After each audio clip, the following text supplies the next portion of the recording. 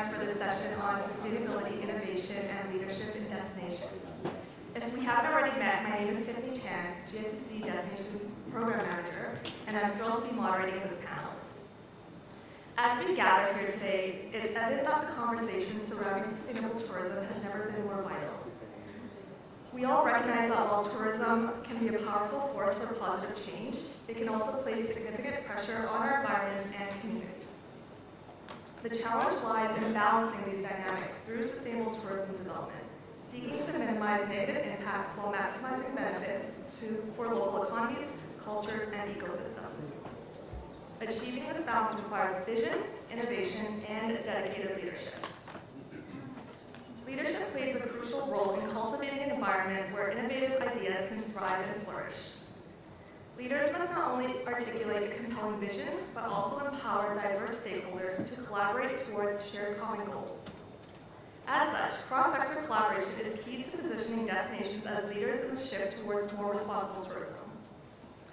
Urban environments can also serve as test beds, showcasing scalable initiatives that exemplify thought leadership and highlight pioneering solutions capable of inspiring broader change. While many destinations are eager to advance in the sustainable management and stewardship journey, they often feel uncertain about next steps. As we navigate the complexities of tourism and embrace uncertainty, it's essential to learn from one another, recognizing that we're all in this together in our pursuit of tourism for good. This session will provide key takeaways and case studies that clarify these strategies and inspire actionable solutions for sustainable tourism practices.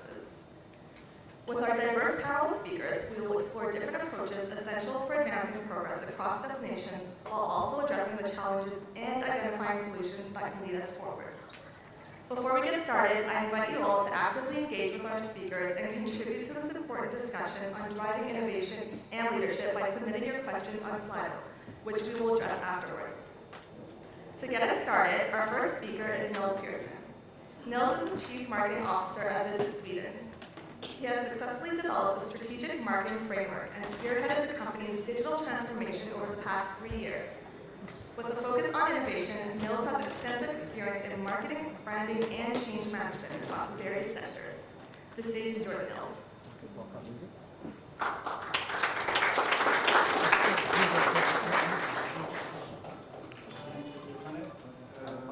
For those kind words, now let's see if the clicker works. Oops.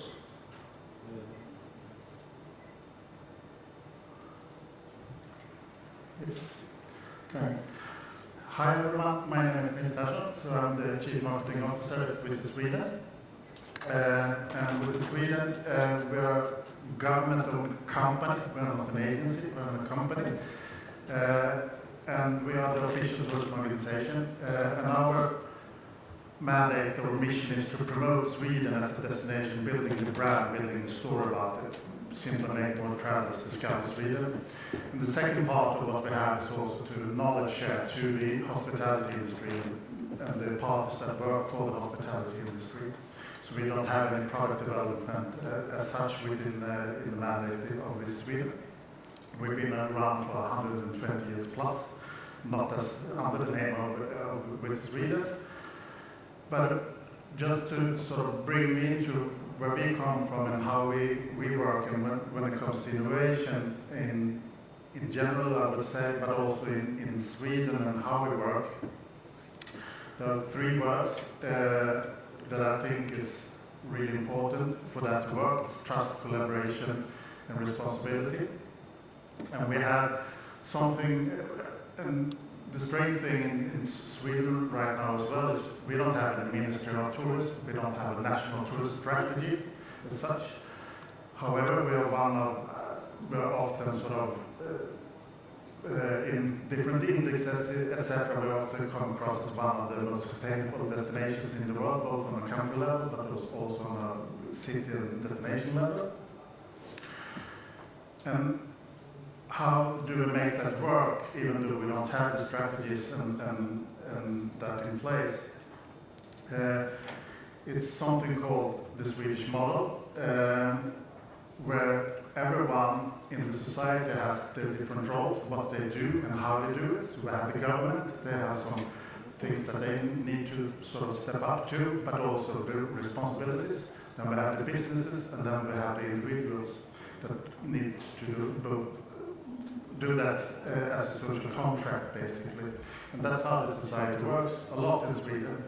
For example, we don't have any minimum wages in Sweden, and people get quite surprised when I say, but don't you have any minimum wages? No. It's between two parties on the labor market, the unions and the employee organization, that sort of collectively agree on this should be the wages, and everyone that has a collective agreement, they're also insured, etc., get pensions and so on. And that's how it works in general in Sweden. So it's a lot about the trust and the collaboration and the responsibility. And when it comes to tourism, the regional tourist destination, regional tourist organizations and the destinations are also really important in this mix to make it work, because they help the small and medium enterprises in order to get knowledge about sustainability practices and get them up to speed. And from our role to get everyone to collaborate and build a good story, we created a new brand platform that we did together with the industry, both from regions and destinations, but also from the companies and such, where we said that this is our starting point, this is where we're going from, and this is how we should do it. This is the brand promise from that platform. And we said that even though everyone might look different, we need to go in the same direction. So we have that as a backdrop, and everyone to sort of gather around. And what we do and what we give to the industry in the industry in Sweden is that we do a lot of research and target group analysis and surveys and so on, both on brand and target group level. So we see that we have a good potential. We have 8 million people on the focus markets that we are on with an interest in visiting Sweden. Then we do target groups, markets, brands, message, channels, and trends that we divide and give insights to the industry in order to innovate and see what to deliver on, but also the driving forces of the future of the target group. And one of these things that are taken out here from the target group analysis is the change on how you view environmental considerations while you travel. The purple one is from 2015, so we have done it for 20 years. So we have a long timeline where we can sort of see the shift. So you can see that going up to the yellow one 2024, you can see that the increase in the target group of how to see the consideration of environmental impact in the choices of holiday has changed quite a lot. So we see that it's a trend that's going on, and it's good for the industry to know that. Another one is social sustainability is highly valued. That's also something that we've seen quite a lot. We see that especially from, for example, from the UK travelers, we can see that they have increased in, they want to eat more locally produced, they want to use businesses that are run by local people, so they interact more with the local community. This is something that also has changed quite a lot over the years. And this insight is something that we give to fuel the businesses in there and see also how they can use that to innovate and become more sustainable and live up to that. Just a few examples in the way that I also think it's important when it comes to create an innovative brand. This is from SkiStar. SkiStar is a company that runs the biggest ski resorts in Sweden and Norway. They have a small ski resort in Stockholm, in Sweden. They set out to make it fossil-free, so they run everything electric, the pist machines and the snowmobiles, etc. And they use this as a test bed for bringing it to the bigger ones, and also to sharing it to the competitors, defining that they get. And that's how they live and become the thought leader in building their brand, but also doing something that's better for society and for the environment. The other one is the Ice Hotel. That's also it's up in the north of Sweden. It's built on purely on ice, taken from the Tone River. So they harvest ice, build this up, and then they have and then when it melts each year, it goes back to the river again. So it's completely circular in that sense. Built pure from ice. But then they also have a permanent building. And up in the north of Sweden, it's really dark in the winter times. The sun never comes up almost. But it's the opposite in the summertime. So we have the midnight sun, so the sun never sets. So they use the sun during the summer to build up energy to run that permanent building across the year. And then we also have Gothenburg as one of the cities that has worked really hard with their local community to build a sustainable city. They've been, I think, the number two now in the Global Destination Sustainability Index. And they worked quite a lot with the businesses, with the people, and the destination as such in order to make it more sustainable over time and climate smart. So with that, thanks so much.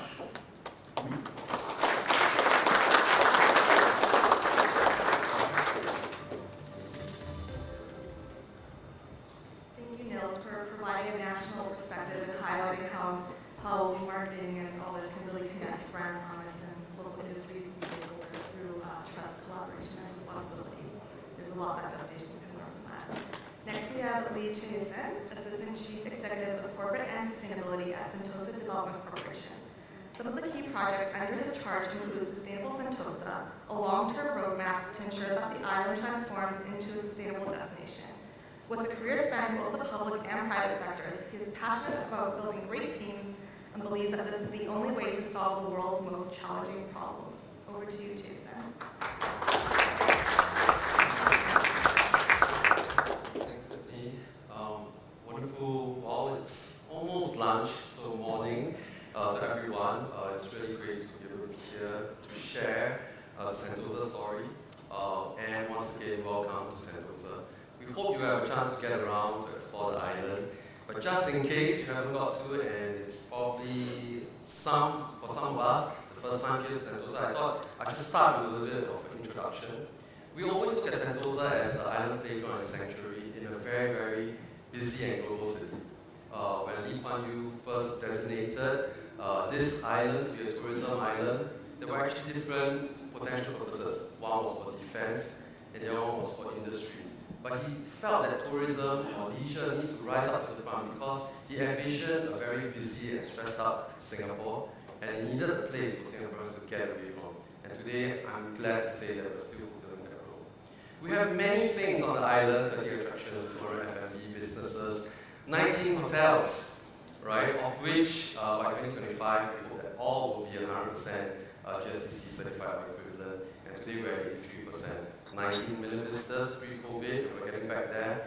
We are also home to 850 species of flora and fauna across 2 major nature areas and 6,000 Sentosa residents. That's a lot. And indeed it is. Usually I put up this picture because it conveys a little bit of that busyness and compactness that we have here. We have to meld many priorities: transportation, leisure, hotel properties, events, all around the island, but also creating space for nature.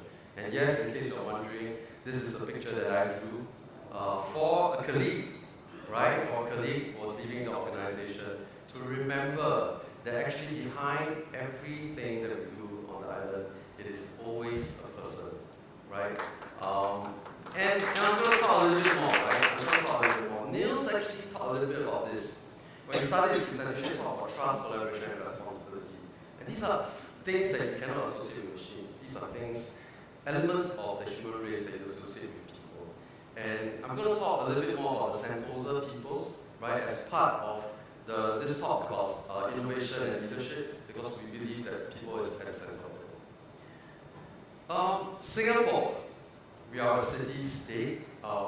Before we came, Nils and I were talking, and there's so many similarities between Stockholm and Singapore, right? Stockholm is a city nearby, there is the Royal Garden, traditionally the hunting ground for the royal family, and now a leisure same for Sentosa city.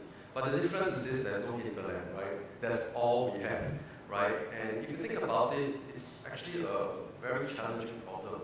We don't even have enough land to cultivate our own food, right? 90% of our resources actually imported, right? Even water, which could be a security issue, is also an issue. Then how do we squeeze all these things in? So the first point you will notice is that renewable energy, which is now the challenge of our generation, is something that we don't really access to. We don't have rivers in which we can draw hydropower. We don't have geothermal energy. Certainly we have no space to put nuclear plants. And so the only resource that we have is solar. The next problem that we have is not enough land. Everything that we do, we have to think dual purpose, right? Our roads also need to be biodiversity connectors, also have to serve other functions as well, right? If you look at a lot of our cityscape, you will notice that our sewage system is designed to harvest city runoff so that we can reuse it for water. Even our sewage is recycled. Climate adaptation. Today we are, of course, an island, which means we are prone to rising sea levels. But the next challenge that we are facing, which is more present than rising sea waters, is the extreme weather that we're facing. I think this is something that all of us face as tourism destinations, right? And if you don't deal with it effectively, it may render us irrelevant as well. So how do we solve it? I'm going to showcase a few different challenges, and I'm going to talk about the people's stories behind it. So when we talk about solarizing Sentosa as our only resource of renewable energy that we can tap on, we knew we had to tackle this in a major way. 5 years ago, we started our first survey, and that was when our colleagues on the ground, they faced the first slew of challenges. And what challenges were there? The rooftop spaces are just not big enough to be able to harness. And then we did a second survey, and the next challenge came up. The tenures of the businesses are too short for them to be able to recoup the investments that's needed. And by the time we did the third survey, we managed to solve all these problems. How? By amalgamating all the rooftop sizes so that we have long-term and short-term tenures, so that a solar vendor will be willing to come in to unlock the potential of all these rooftops. And by doing so, we unlocked 46 rooftop sites, generating about 500 megawatt peak of terrestrial solar power. And we're not done yet. Okay, we are now moving into our phase 2, where we're trialing out dual-use solar panels, like solar pavement, and you can see on the top right, where hopefully people can walk on solar panels without moving it and generating electricity. Right? And for this, I just want to acknowledge William. William, could you stand up? Yeah, it's part of the team that was relentless, right, in pursuing this, by tackling challenge after challenge. Yeah. Okay. The other challenge that we had was making urban tourism sustainable. Now, when you go to an ecotourism resort, you have no problems believing that this can be sustainable with a light footprint. But what about a developed city? Is it possible for urban tourism to also be sustainable? And we felt like actually we didn't have a choice, right? Because we start out being urban, and we felt that, well, if our challenge is bigger, then let us not shy away from this challenge, and let's gather all our island businesses to solve it collectively. And the first thing that we felt that we needed to do was to set up a Sentosa Carbon Neutral Network. And Sentosa Carbon Neutral Network is a coalition of 17 businesses. Then today it's 33, it's more than double, accounting for 95% of the island carbon footprint. And the collective goal is to be carbon neutral by 2030, right, with an on-site decarbonization target of 30%. And we started to look at how they can operate more sustainably, and I think over time they shared amongst themselves, believing that in sustainability there's no true competition, we're all in it together, and they progressively started to introduce more and more sustainable practice, and by next year we hope that 100% of them will be all GSTC recognized or recommended, right? So that's one major effort. But it's not just about big hotels. It's also about solving major and present problems like waste. And we all know as tourism precedes with events, there is a lot of waste generated. We did a waste profiling just as we did for carbon profiling. And we looked at how we can tackle it bit by bit by bit. And in waste, the problems can come from everywhere, right? Along the supply chain, we have to map out every part of this. Let me just describe for you a few of the challenges. So first, when we look at events, a big part of the waste is food and disposables, right? How do we go about tackling this? Well, first we need to prototype. And we need to inventorize what waste are being done. And then we also need to understand how waste is handled. Now to do this, on one of our signature events, which is by the way happening right now, the Sentosa Grill Fest, which is happening on the beach. So welcome for you to go and take a look when you're free at the beach. We station our own team to look through the rubbish, to engage the guests for, I think it was 4 weeks, consecutive weeks on the weekend. Every night we were there looking through the rubbish, inventorizing, and then handling the rubbish, right? Bringing them to dispose in a way so that it avoids going to the landfill. Why is the landfill a problem for Singapore? Because we don't already have enough land, right? And definitely no place to store our waste. And so therefore we have to limit our landfill contribution significantly. But out of that, bore many interesting products, right? Like a method to inventorize our waste, engage our guests, and also put in alternate waste supply chain management system so that we can skip the landfill altogether. And this is due to the efforts of Tiffany can stand up, right? She represents the whole team, right? And it was a relentless leadership as well, right? That allowed us to come together to put all this together. Then on the bottom right, you see a road. Yeah, by the way, it's next to the Sensory-scape, so if you happen to want to join the walking tour, you might be passing by this road, and it looks like any other road. But what we felt was an opportunity when we constructed this road was to perhaps investigate how we can recycle some of our waste into a product called new bitumen, right? New bitumen takes no new fossil material from the earth, right? So it's basically recycling whatever plastic waste. And why did we feel that this was important? Because if it's workable, and we always have to maintain roads, then we have an alternate way of managing our plastic, creating a truly circular economy. And what we did was we took the plastic waste from many island partners who then contributed their plastic waste to this effort and converted this almost 200 meter stretch, or 123, right? Meter stretch of road into a non-fossil, new fossil extracting road, right? And for that, I want to thank Mavis, right, who was involved with blasting across all the different teams on the island to put this into practice. Now, if you think about it, it's not a straightforward challenge, right? You have to work with businesses, you have to work with technology, you have to think through the engineering, and also engage innovators on the ground in order to put this together. So sometimes innovation needs to happen in a lab, it needs to happen in the meeting rooms, it needs to happen on the ground to make it happen, right? So making urban tourism sustainable, we think it's not only possible, it's necessary. Next, we talk about green precincts and connectors. Earlier I mentioned Singapore and Sentosa is land scarce, and so really we have to explore dual use. The Sensory-scape, which is the thoroughfare that you see on the left, was upgraded and remodeled thoroughfare, serving as a pedestrian walkway, but also doubling it as an attraction. When we first conceived of the idea of building it, we also thought about how it can be a sustainable walkway.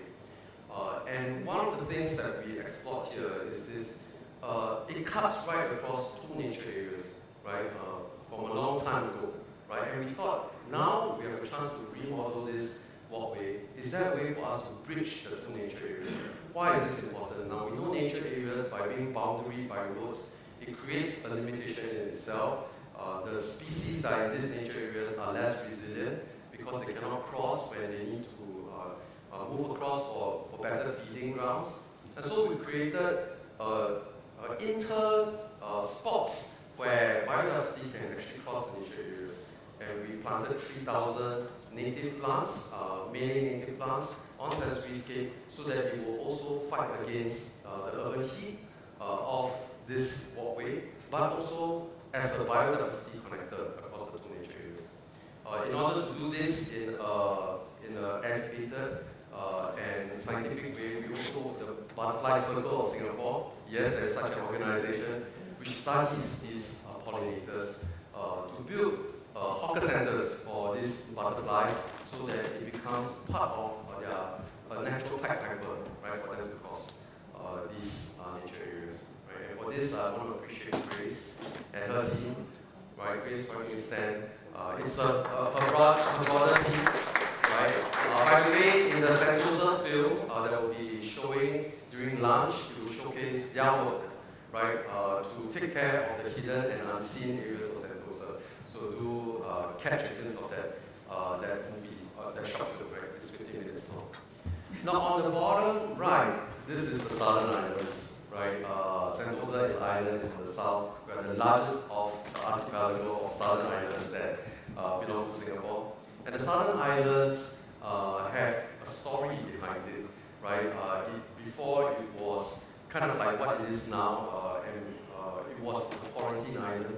And before it was a quarantine island, there were actually natives living on it, right?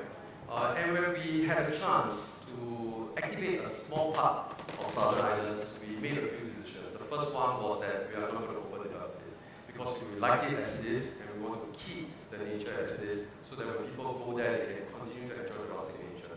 But the second thing that we want to do is not only do we want people to connect with nature, we also want to connect it with the island's past. And how we did it was we actually tracked down community groups of people who descended from people who used to stay there to collect their stories and put it into a nature guide. So that when you go to the eco-accommodations there, the 5 big tiny homes, who by the way are also GSTC hotel certified, incredible as it sounds, right? They get to see a bit of the history of the island. And when it was first launched, we invited these community groups to come back and reminisce, but also celebrate being part of the Southern Islands. And for this, I just want to thank Tammy and Kevin, and Kevin's team, maybe why don't you all stand, for being so thoughtful and thinking about the way we want to develop the future of Sentosa and the islands. Now, if you notice so far, many of the people that I asked to stand up and showcase, they are not senior management. They are not the leaders that sit in the boardroom. They are just people who love the island, who take the pain to think about things in a different way, right? So to break from the usual, to say, hey, how can we change things by just thinking differently? And I want to encourage us, maybe that's where we need to start, as the first step to innovation. And the leadership needs not come from the top, but it can come from everywhere. But to equip this, it needs a proactive process. And in the first year, we gathered all the business leaders and we said, let's do this. And we committed to the roadmap. But in the second year, the third year, as we went along the path, we realized that there are challenges in activating the workforce to also do this in a learned and a way that needs to be done to avoid more mistakes and problems later on. So we realized in order to do this, we needed to engender a learning atmosphere on the island. We started the Sentosa Learning Festival. And we collaborated with all the businesses on the island to identify problem statements that we could then identify training so that we could solve these problems. And yes, it included some of the GSTC training, but it also encompassed much more, like sustainable storytelling, like facilities management, like even how to avoid greenwashing, right? So these are efforts that we do. This is my final slide. It's a picture that sits on my desk to remind us that great challenges require great leadership, right? Each of these leaders in this picture has solved great challenges in their generation. I guess it's time for ours. Thanks.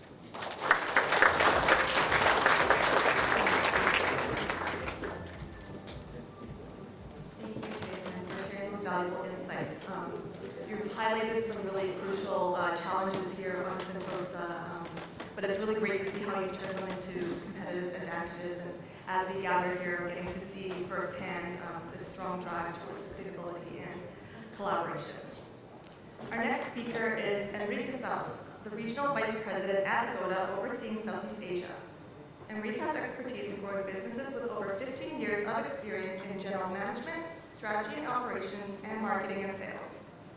Prior to joining Agoda, Enric held several leadership roles at Google. Before that, he worked as a principal in management consulting at McKinsey and Monitor Group, advising multinational and Asian corporations on growth and expansion strategies. Welcome, Enric.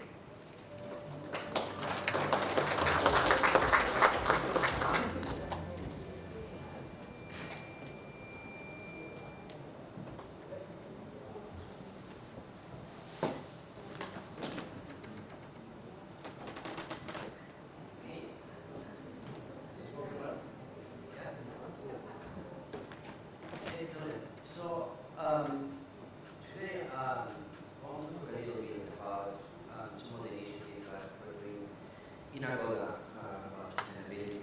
I will talk about EcoDeals, which is an initiative that is actually pretty close to my heart, and I'll tell you why.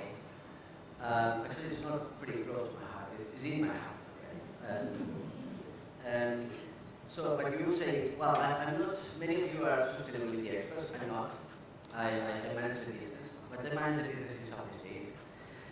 Southeast Asia, the tourism in Southeast Asia, one of the key assets of Southeast Asia is wildlife and biodiversity. Yeah. Many people come to Southeast Asia to enjoy the beaches, to go to the mountains, to see the jungles, to see the animals. One fun fact is 1 out of 5 species of animals in the world live in Southeast Asia. Yeah? So if we are thinking in the long term of the tourism in Southeast Asia, we need to protect this. Yeah.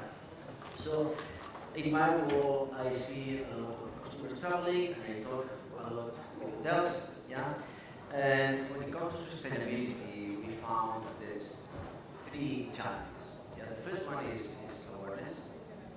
There is some, talking about the hotel, some hotel says, yes, sustainability, fine, but it's not as important.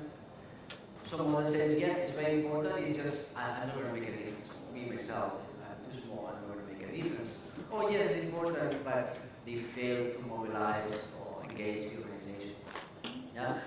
Having said this, we see that this is changing a lot. In the last 3 years, we saw a lot of changes in the perception of the leaders on the importance of sustainability. I think this is thanks to organizations like GSTC, thanks to the work of governments, but especially thanks to the society. Society is driving it forward. The second challenge that we face is capabilities. Yeah? So, okay, I got the awareness, I know what I need to do. I know I need to do something, I just don't know why, what. Yeah? And you have to understand that Southeast Asia is a region with mostly emerging markets, with less resources, less infrastructure, less capabilities. At the same time, Asia as a region is a region that is not so if you look at the hotels, it's not a big change. It's like most of the hotels, majority of the hotels in Asia are in what they want. So you can think the challenges that the big chains have in driving sustainability initiative, just think about an individual hotel. Yeah? So we recognized this problem 3 years ago with GSTC. We started doing trainings all over Asia. And now we've trained more than 500 hotels across 9 countries. And not only that, us being an online platform, what we're going to do is to create online training, such as that we can even reach more remote hotels, more remote areas, and we're going to be translating it to all the different languages in Asia. The last one is about the perception that hotels have that, yes, I'm aware, sustainability is important, yes, I know what I need to do, but really, customers don't care. Yeah? That's the perception that is about hotels have. And the truth is that because we are an OTA, online travel agency, we can see, we can talk and interact a lot with customers. Yeah? So we see the behavior of customers, millions of customers every day. Yeah? And so one of the things we do is to ask them. So we launch this survey, we launch it every year, and it's called the Sustainability Survey. Well, actually, it's called now the Coraggio survey. And then we asked how important is for you sustainability. And this year, the ratio of people that say it's actually very important, those are travelers, is 77%, which is more than 10 percentage points versus last year. Yeah? So it means it is important. Yeah? The perception is getting better, the consumers start caring more. And actually, one fun fact or one fun statistic from that survey is that 46% of the people that we asked said that they feel guilty if they make choices that are not sustainable. Which is good. It's like a good beginning. So overall, like we're fighting this perception, and then this is where we created this program, EcoDeals. So this program was also created 3 years ago. We've been 3 years at this, and the way it works is a partnership between WWF, Agoda, and the Southeast Asian hotels. So what we do is to first with WWF we select different wildlife conservation projects in each one of the Southeast Asian countries. Yeah? And then once we have that, we invite the hotels to join the projects. Yeah? Then when they join, we create this platform, online platform, where we promote the hotels. Yeah? And each time somebody makes a booking in the EcoDeals platform, in one of the EcoDeals participating hotels, we take $1 out of that booking and we give it to WWF for a specific project in the same country that it's located. An example, somebody that wants to travel from Sweden, yeah, to Malaysia. If they choose an EcoDeals hotel, we take $1 and we give it to WWF for the preservation of the tiger in Malaysia. Yeah? So this is like a project that we like to call it 4 wins. Normally in business we try to do win-win, and if you're lucky, win-win-win, 3 wins. This for us is a 4-win. Because it's emotional and economic wins for all the stakeholders. For the hotels, for Agoda, for the customers, and obviously for WWF, and of course for the tigers. Yeah? Elephants, tigers, whale sharks, orangutans, even one animal that I cannot pronounce is called the saola in Vietnam. So there's a lot of projects that are supported with this. And what we realized is that we have created a flywheel. Yeah? So the more the customers care, the more they book in those hotels. The more they book in those hotels, the more we can promote the hotels. Yeah? The more we promote the hotels, the extra bookings they come to the hotels. With those extra bookings, more hotels say, hey, this is a good idea, I want to join. The more hotels join, the more choices for the consumer, the more consumers come, and it creates this flywheel. And as I said, we've been 3 years with this program. And let me tell you how it's going. Because we started very humbly, like 3 years ago, with a small donation check. We say, look, let's see whether with this program we can reach $240,000 donations. That means 430,000 people choosing one of the EcoDeals hotels in Southeast Asia. Yeah? And what happens is that it got sold out in 3 months. There are hundreds of hotels that wanted to join, hundreds of customers.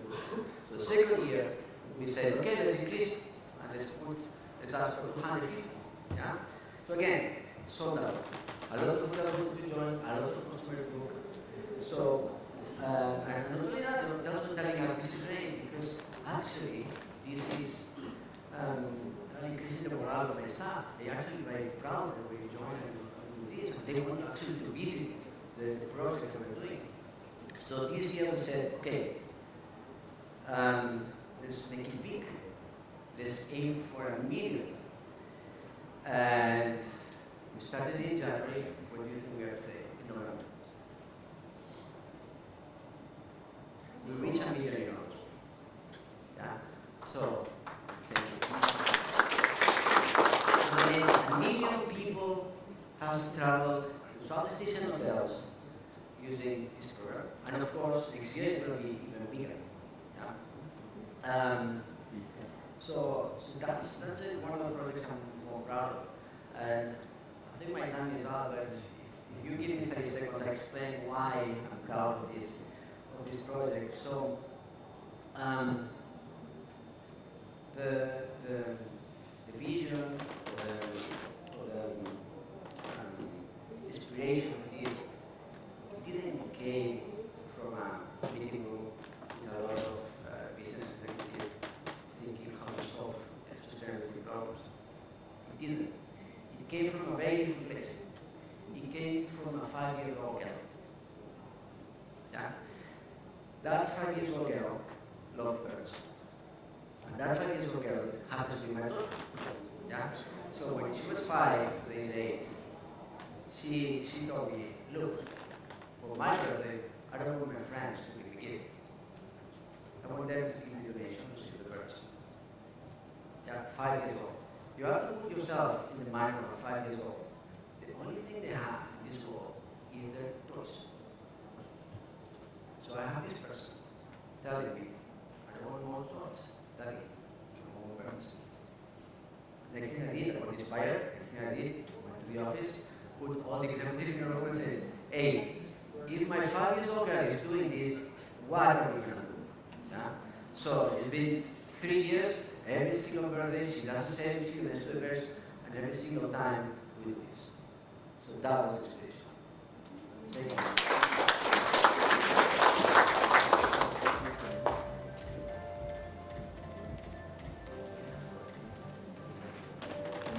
Thank you, Enric. It's really great to see Agoda taking such a proactive approach with initiatives like EcoFund, but just hearing that personal story of your daughter saving the birds, I mean, just the passion and the thought and bringing everyone together to make it happen.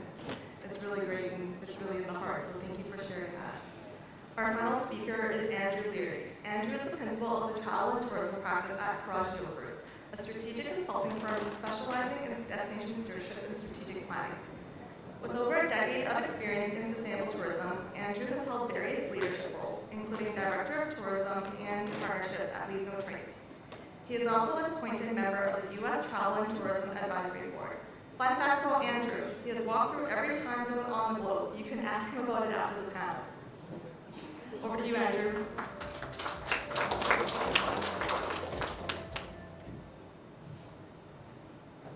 So when I think about the opportunity to talk about challenge and innovation, I think starting with challenge is important. Just a little perspective, I'm not a destination. I'm not a DMO marketer. I do not promote the destination, but I work with many groups that are responsible for promoting or managing or stewarding their destination. And I know this week I've learned from so many people about amazing projects that are happening, of course, here in Sentosa, things happening in Sweden, things happening on all corners of the globe. And what I can say about the U.S. travel market is that destination marketing and management organizations are really interested in trying to do what they see being successful. If I could invite the whole travel industry from the U.S. to be here, I know they would walk away feeling so inspired. The challenge that many people face, though, is how to get started. So we can have all these great plans. Everything that we've learned about this entire week came from planning. I want to share some challenges with planning that are going on, at least in the United States, which I think is applicable in other places as well. So many destinations are trying to figure out who they are. In the US, we have destination marketing organizations, DMOs, but some people consider themselves to be management organizations. Some people even consider themselves to be destination stewardship organizations. So we're at this crossroads of saying we view sustainability and stewardship and resiliency as being important, but we're a marketing organization. We're not a management organization. So there are a lot of internal conversations about who are we and what's our identity as we endeavor to go through sustainable tourism. On top of that, and at the same time, there are many people who are still very confused by definitions. Sustainable tourism, regenerative tourism, ecotourism, green tourism, responsible visitation. There are all these different terms floating around, and I've sat through many meetings over the years where The goal was to talk about what are some next steps that we can take to help inspire the association or organization. And the 90-minute call we have talked about what are the definitions and which one are we and which one is it. So while people are struggling to find their identities, they're also struggling with the concepts of what does it mean to be sustainable and how do we proceed forward. What I think is really interesting in US markets is while people, not everyone struggles with definitions. There are some people who are advancing through this, and I'll share some of those case studies shortly. But for the folks that are struggling with this, it's actually easier for them to create a new brand marketing campaign around sustainability than it is to adopt a standard definition of sustainability. So the challenges in the beginning are big for US markets. And I would guess that there are some maybe in this room and some of our colleagues here who have gone through this as well. What are starting places is really important to recognize. There's another set of challenges, so I'm going to fast forward on the timeline and talk about people who are starting off in the beginning. Now we're people who have our finished plans. How many people have felt very successful about having a finished plan with your group? You finished your plan, you worked for a year, you worked for 2 years, and now you have this document, you have this resource that you finished the plan. That's something to celebrate, because if we consider these plans, sustainable tourism, all these endeavors to be like running a marathon, these are the things that help us train for the marathon. The problem is, once we have our plans, people look for the on button. Well, I have this thing in my hands, so what do I do with it now? Throughout the development of any strategy that we go through, the implementation and activation of those plans is usually the very last thing. And by the time we're getting to that very last thing, we're already fatigued, we're tired, it was a great process, it took a lot of emotional energy to put plans together, and we don't always have the space to talk about what activation and implementation look like. What do you think that leads to? Where do plans go if we can't activate them? They go on the shelf. They go on the dusty cobweb shelf.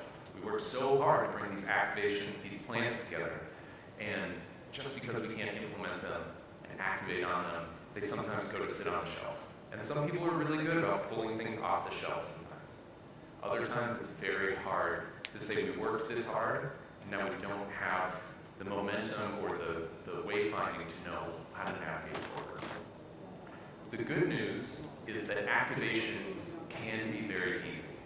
And I have a 5-year-old at home, and he loves the movie Inside Out. So I told him that I would use this graphic. But I think it's relevant because if you've never seen the movie Inside Out, these are the emotions that are in our brains, in our minds. And these characters have this dashboard in front of them with all these knobs and levers and buttons and things. Those are the things that they are in control of in this film. And so when we think about how we activate our strategies, we should really think about what are the levers and knobs and buttons that we are in control of so that we can move forward. Because there are certainly things that we are not in control of. And in the US, that's true today and will be true for the next 4 years. Absolutely.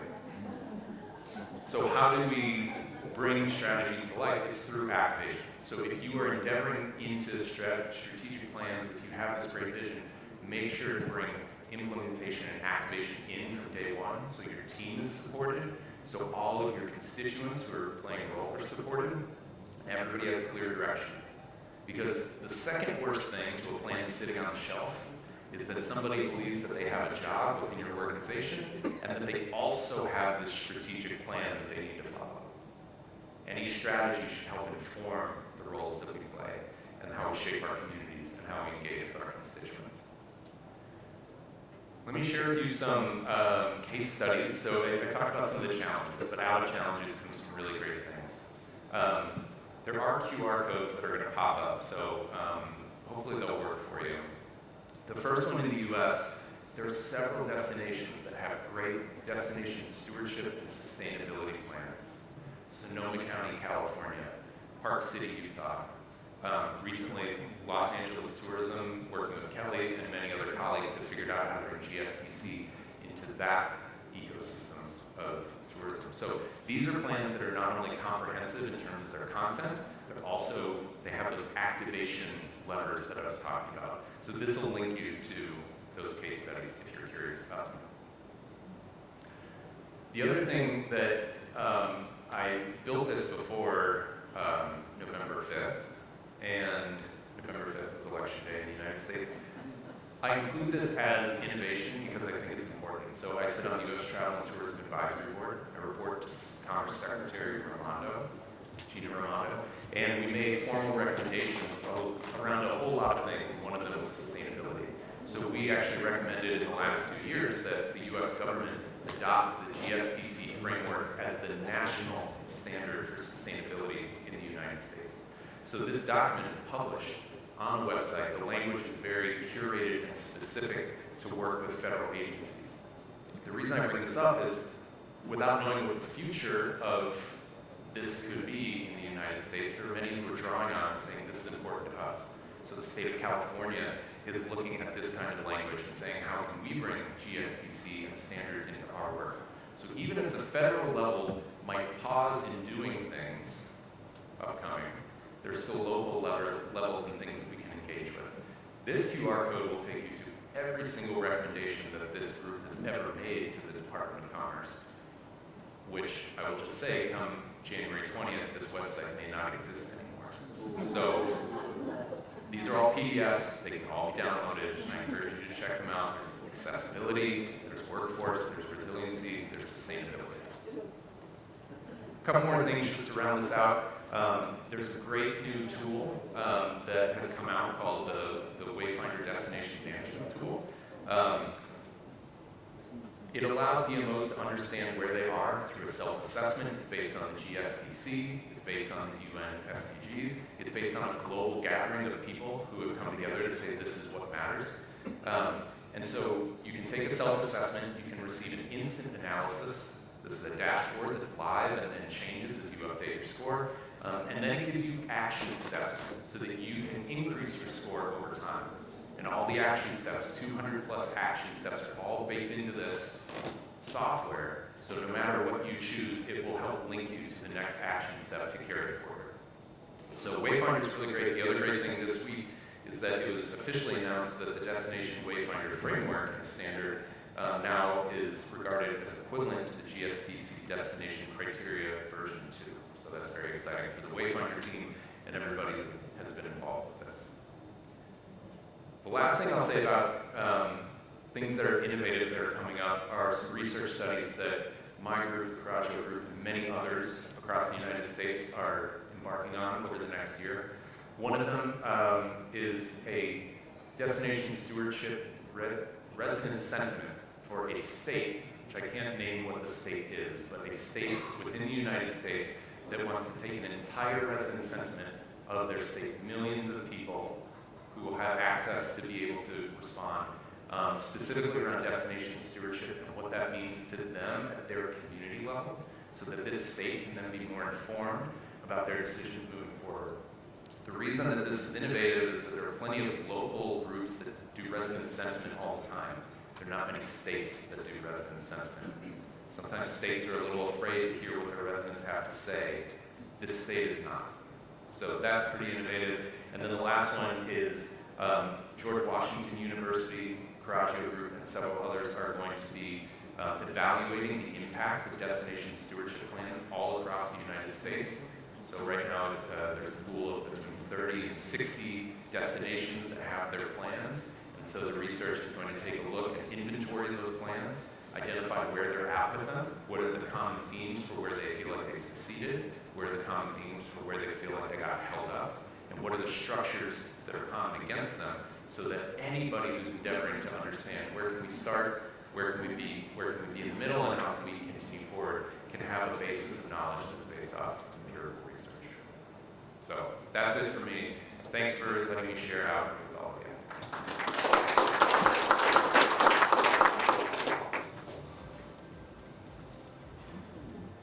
Thank you, Andrew. You touched on some really important points of destination management and stewardship and actions that are being taken to move forward. I think there's a lot to learn here, and we'll probably get more into that in the Q&A session. So if I can invite all 4 speakers back on stage and participants to submit your questions on Slido. Speakers on stage. All four speakers have provided really great insights and challenges that they're facing, along with innovations and how to address them. So welcome you to continue adding your questions on Slido, and we'll start our Q&A session.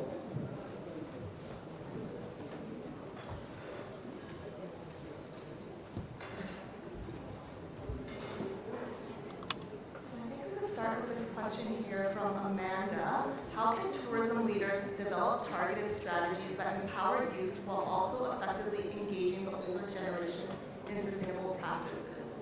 I feel like all four of you probably have something to share. Let's start with Enric. I think the next question is for me, so Sure. somebody else. Sure. Andrew? In another life for tourism, I actually worked in youth development. I was a summer camp director for over a decade. If you are interested in empowering youth, I think one of the best things that you can do is seek out groups of youth and ask them questions about how they want to be empowered. There are too many adults that are making decisions for young people today. And young people's voices are really important. It's important for us to listen to them. We were all young people at some point. We all got really frustrated when people wouldn't listen to us. So for the generations moving forward, I think one of the best steps you can take is to ask youth how they would like to be empowered instead of making those decisions for them. Thank you. Cheh? I think it's a really important question. Actually, this is a question that we tackle within Sentosa as well. Because it's a question that keeps coming up, not just on sustainability, but a whole range of issues. The first thing that we feel is that it is absolutely critical that you engage the next generation. Because it belongs to them, right? They're going to inherit everything. And at some point in time, I feel like we are going to pass on the baton. And they're going to have to make the decisions. And if you don't engage them, they're probably going to build the continuity, right? And everything we care about today, they are going to care about. And actually, when we engage them, we realize that yes, they care about some things more than maybe the older generation does, and maybe the older generation does care about some things more than the younger generation. But in a whole lot of things, actually, we care about the same things. But perhaps the difference is the approach, right? And this is where the difficulty starts, because there is a difference in terms of power relation, right? The reminder for ourselves as the older generation is that you pay dividends for the organizations that you serve if you sit and listen. Right, and if you say and listen, maybe that gives you a chance to agree on the approaches, not always in one direction, but perhaps in both. And it's more important that sometimes, more than getting the outcomes you want, that one of the key outcomes is getting back to each other. Right, and I think that is our job as well. I think that's the process that we do. Nils, do you have anything to add? No, not really. Maybe looking at Sweden, we are quite big country area-wise, but small populations. So I would say in the more rural areas where tourism has sort of to involve the local communities is really important. I think that's where you can also bridge the sort of the age gap, because everyone wants to have a sort of a living place where they live. So that's a way to do it, I think. Thank you. That was a great question. Next one here is for Enric.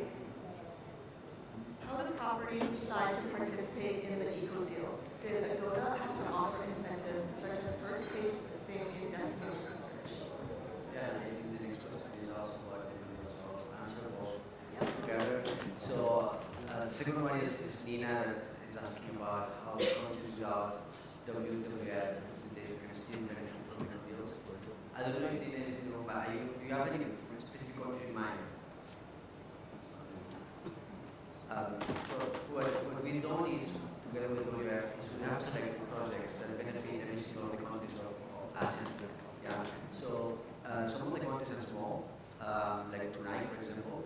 It's very difficult to find projects specifically for Brunei. Yeah, we're not doing anything. But what happens is that there's a big project called the Coral Triangle that touches Brunei, Papua New Guinea, Malaysia, and Indonesia, and that country benefits Brunei. So when the bookings happen in Brunei, this is the project that gets funded. Yeah, it's the coral restoration that benefits this coral triangle. Same for Laos, it's another country that perhaps doesn't have a permanent representation. What we do here is we which is one of the arteries of Southeast Asia. So, and part of this project benefits Laos. So we try to do this. So far, this project has been contained in Southeast Asia, but the idea from next year onwards, given the success of the project, is to expand it beyond Southeast Asia. So we're looking at many of the countries in Asia. So that's what we're trying to do. For the first question is about how to participate. So and what will offer as incentive. So let's talk about the things like first is here what is important about the Coraggio is to create the flywheel. So it's important that consumers participate. So many consumers tell us that they have the perception that sustainability, choosing a sustainable option is expensive. It's more expensive than non-sustainable, which is not true. But we definitely need to fight that perception, and we don't want to discourage people from choosing sustainable options. So what we ask the adults is, look, we're going to give $1 out of our 5 we get, but you need to make sure that you also join with some incentive. So you need to give us a 5% discount. So they give us a discount. Make sure that customers don't overpay for a sustainable option, and then that's how they must contribute, and we will do it with $1. Yeah. And yes, we do a lot of incentive for the adults. So we highlight the hotel as an hotel that supports the Coraggio project. We do social media for them. We create a special landing page where people can see the hotel and the details for the project. If you go to one of the hotels and you stay there, you will see that they have a flag where they say, I'm a Coraggio hotel. So we do a lot of things to market the hotels so that they also can benefit. And as I said, like the first year we started with 100 hotels, and this year we passed the 7,000 hotels.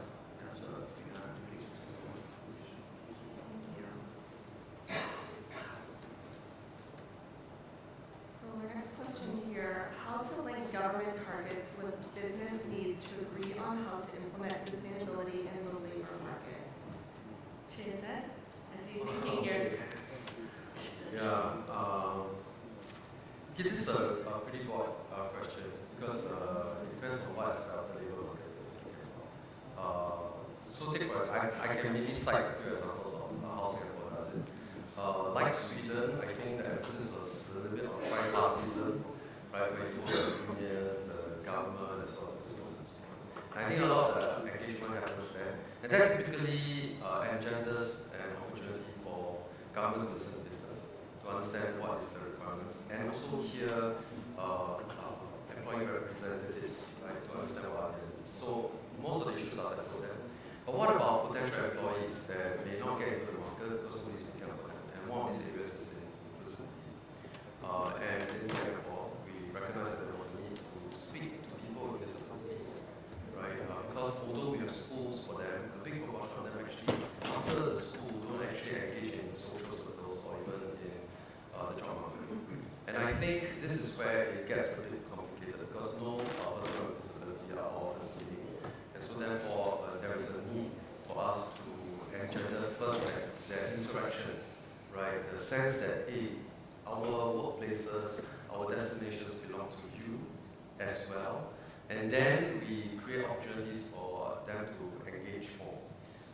In Sentosa, how we do it is we do create opportunities for more inclusive destinations. So for example, we are starting with an accessible beach track because the survey shows that most people with disabilities, one of the top choices in terms of a leisure destination is going to the beach. But what can they enjoy on the beach? You know, actually nothing much if they cannot even bring their wheelchair to the beach. So we create an accessible beach track so that they can take pictures, but also a floating wheelchair so they can actually get into the water. The other things that we also try to create is inclusive internships so that at the workplace people can customize their work processes for their individual as a kind of like a welcome, you know, for them to try out and gain confidence. Eventually, it may work out into a placement, but it may not, but no matter what, the process itself creates an opportunity for us to bridge the gaps. And I think that is perhaps one step in many steps to perhaps create sustainability in one form for the labor market.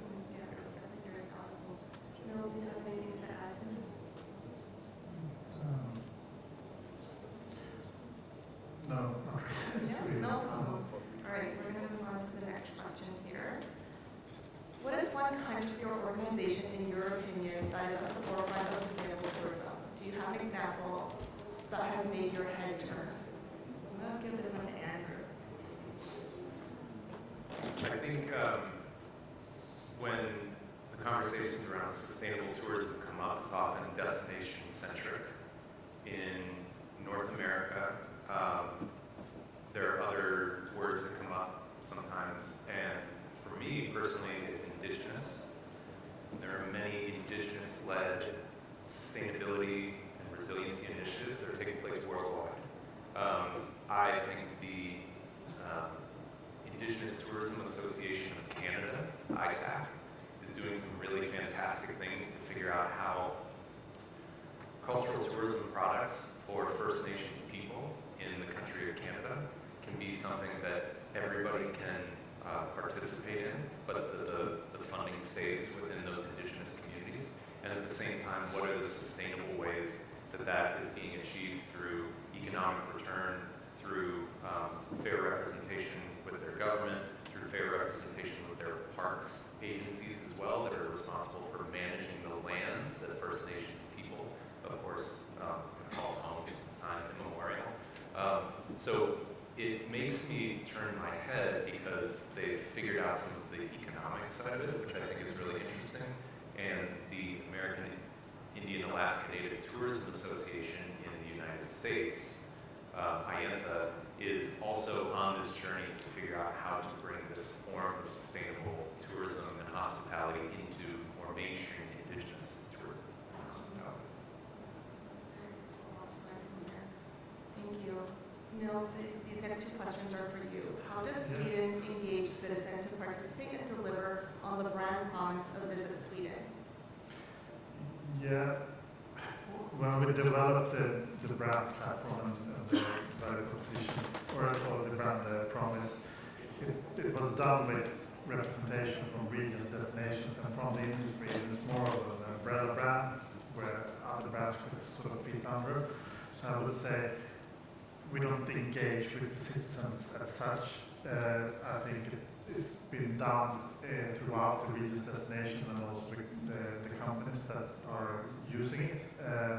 We try to have sort of regular meetings and see how can we sort of move forward with this, how can we develop it so it sort of stays alive, it's not just on the shelf.